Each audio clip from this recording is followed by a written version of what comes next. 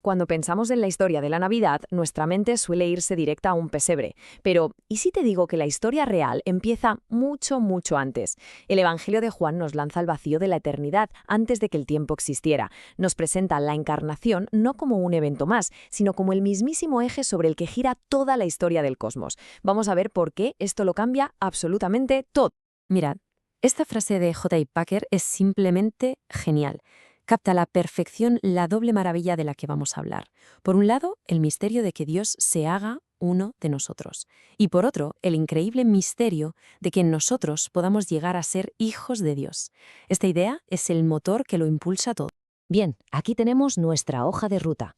Empezaremos con el misterio del Verbo. ¿Qué significa eso? Luego nos meteremos de lleno en 3 pilares de su identidad, como Dios, como gloria y como gracia. Y para terminar, veremos el desafío que todo esto nos plantea hoy. Venga, empezamos con la primera parte, el misterio del Verbo. Y aquí Juan nos saca de nuestra zona de confort y nos coloca directamente en la eternidad, mucho más allá del tiempo y del espacio. Y esto nos lleva de cabeza a la segunda parte, el Verbo como Dios. Vamos a analizar la afirmación sin rodeos de su deidad absoluta y eterna.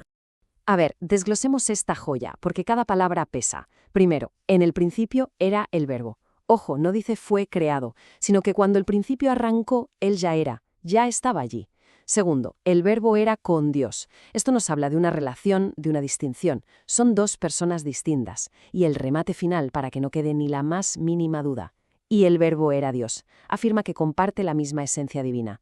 Es brutal. El término clave aquí es logos, que traducimos como verbo o palabra. Y esta lección de Juan es magistral. Para la gente de su época, el logos no era solo una palabra, era la razón cósmica, el principio que daba orden y sentido a todo el universo. Así que al llamar a Cristo el logos, Juan está diciendo, este es el que le da sentido a todo. Es la expresión perfecta y la revelación definitiva de quién es Dios. Y la cosa se pone aún más intensa. A lo largo de todo el Evangelio, Jesús usa una frase muy particular. Dios soy, que en griego es ego eimi. Pues bien, resulta que esa es exactamente la misma expresión que se usó en la traducción griega del Antiguo Testamento para el nombre sagrado de Dios, YHWH, el que le fue revelado a Moisés en la zarza ardiente. Es ni más ni menos una declaración directa de su propia deidad. Es que la conclusión es lógica. Si Él es Dios, entonces es el Creador, no hay otra. Tanto Juan como Pablo lo dejan clarísimo. Todo, absolutamente todo lo que existe, desde las galaxias hasta las partículas subatómicas, lo visible y lo invisible, las estructuras de poder, todo fue hecho por medio de Él y para Él. Es decir, Él no es la obra de arte más importante del museo, Él es el artista que lo diseñó todo. Esta cita de R.C. Sproul me parece demoledora, por su lógica aplastante. Nos pone en una encrucijada. La deidad de Cristo no es un tema para debatir con un café. O es el mayor blasfemo de la historia y adorarle es un error garrafal, o es verdaderamente Dios, y en ese caso la única respuesta coherente, la única, es rendirle nuestra vida por completo. No hay término medio.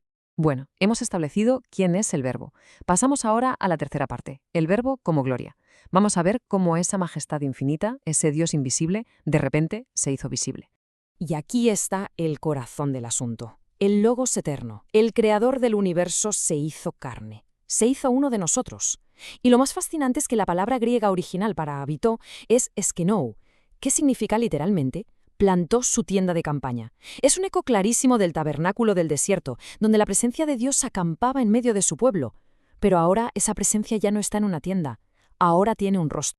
Juan nos presenta esta llegada como un choque cósmico, un contraste brutal. Cristo es la luz, la revelación, la verdad, la santidad, que irrumpe en un mundo de tinieblas, un mundo marcado por la ignorancia y la rebelión.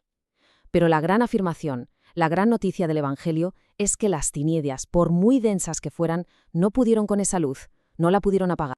Pero a ver, ¿qué es exactamente esa gloria que vieron los discípulos? No pensemos solo en un brillo o un resplandor.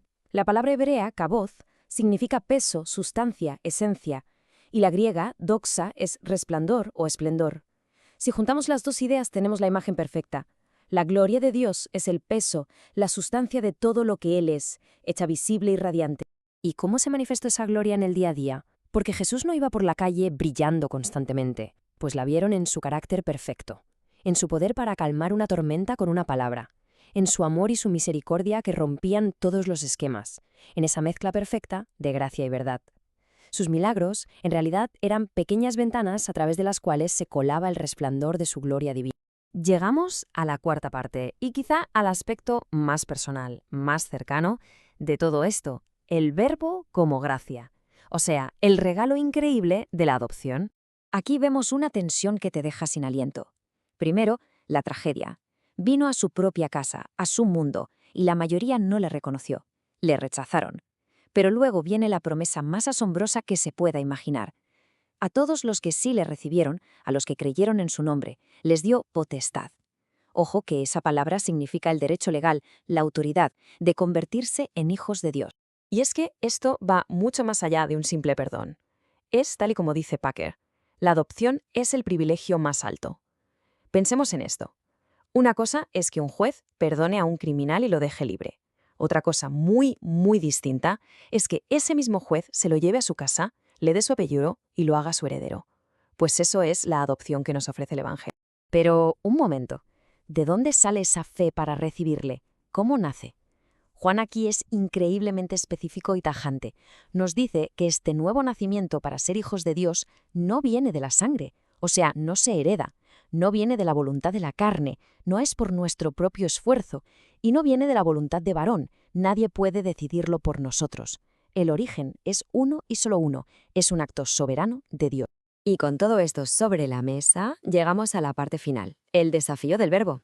Ante una revelación de esta magnitud, ¿cuál es la respuesta que corresponde? Aquí es donde todas las piezas encajan. ¿Por qué nuestra esperanza se sostiene sobre Él? Pues porque es Dios, y por eso su sacrificio en la cruz tiene un valor infinito, porque se hizo hombre y por eso puede representarnos. Su gloria nos demuestra que su poder es más que suficiente para salvar, y su gracia es la única puerta de entrada para una humanidad que no puede salvarse a sí misma. Por lo tanto, el desafío es claro. Si el Dios que sostiene el cosmos con su palabra se hizo carne y acampó entre nosotros, la respuesta no puede ser vivir una vida trivial, una vida sin peso. La implicación es vivir vidas que reflejen la gloria, el peso de esta realidad, siendo portadores de su luz en un mundo que, admitámoslo, a menudo parece estar en tiniebla. Y así terminamos, con la pregunta que resuena desde ese primer capítulo de Juan, y que llega hasta nosotros hoy, con la misma fuerza. Ante la revelación de un Dios creador que se hace carne, que nos muestra su gloria y nos ofrece su gracia de una forma tan radical, la pregunta es inevitable. ¿Cómo responderemos ante tal majestad?